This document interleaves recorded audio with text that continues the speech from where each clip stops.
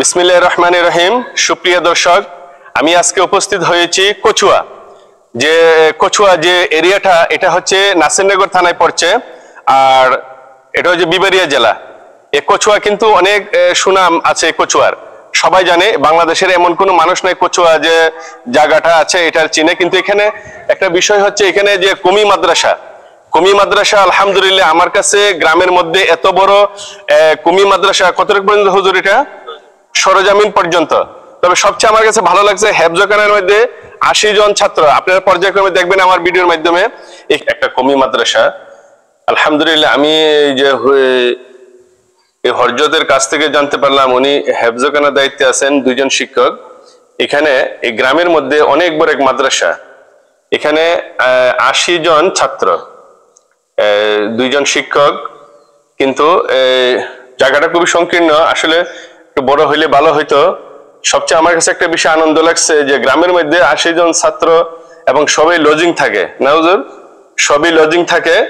সবচেয়ে আসলে এই বিষয়টাই একটা বহির্প্রকাশ হয়েছে যে ওই এলাকার মানুষ যারা আছে মুসলমান, আলহামদুলিল্লাহ আমার ভাই এবং বোনেরা সবাই ইসলাম এর পক্ষে, এবং আল্লাহ এবং আল্লাহ রাসূলের যে নবী করিম সাল্লাল্লাহু আলাইহি ওয়াসাল্লামের যে বাগান ওইটার পক্ষে। নাও যদি পক্ষে হইতো, বকির প্রকাশটা এমন হইতো না যে এখানে ৮০ জন ছাত্র শুধু আলহামদুলিল্লাহ হেফজখানার মধ্যেই, তারা সবাই লজিং থাকে, সবাই লজিং নিয়েছে।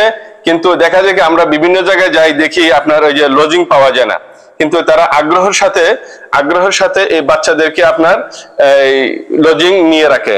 একটা বিষয় হচ্ছে এই যে আল্লাহ সুবহানাল্লাহ তাআলা আমাদের দেশে যে যতগুলা হাফেজি মাদ্রাসা আছে, মসজিদ মাদ্রাসা, তারা রাত্রে ৩টার সময় উঠে নজর ৩টা সাড়ে ৩টার সময় উঠে, তারা ওই সময় ছোট ছোট কচি বাচ্চারা তারা মার সাথে বাবার সাথে থাকার কথা, বাসা বাড়িতে তারা আরাম করার কথা। কিন্তু তাদেরকে দ্বীনি ইলম শিক্ষা করার জন্য তাদেরকে যে মাদ্রাসায় পড়াচ্ছে হেফজখানার মধ্যে, তারা কিন্তু ৩টা সাড়ে ৩টার সময় উঠে কিন্তু তারা আল্লাহর কোরআন পাঠ করছে।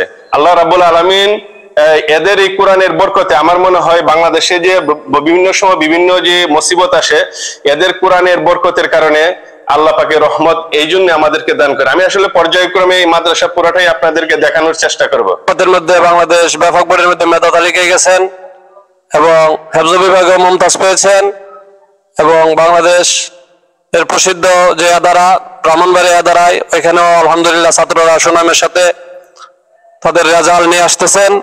তো আপনারা দোয়া করবেন যেন এই ধারাবাহিকতায় পড়াশোনার পাশাপাশি আদব আখলাক ইমান আমল সমন্বয় করে প্রকৃত ইসলামের সৈনিক যেন হয়ে মাদ্রাসা থেকে বের হইতে পারে।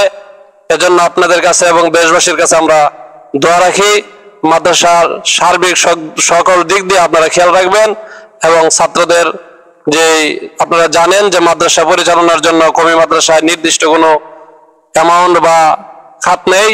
এজন্য আপনারা আপনাদের তানের প্রশস্ত হাত মাদ্রাসার দিকে খোঁজ খবর নেবেন। এতিম ছাত্র আছে, দরিদ্র ছাত্র আছে, মাদ্রাসায় বিভিন্ন জরুরত আছে। আপনারা যদি স্বনির্ভর স্থানে, গ্রহণযোগ্য স্থানে যদি আপনারা আপনাদের অর্থকে লাগাতে চান, তাহলে ইনশাআল্লাহ আপনারা যোগাযোগ করে আমাদের মাদ্রাসায় আপনারা দান করতে পারবেন।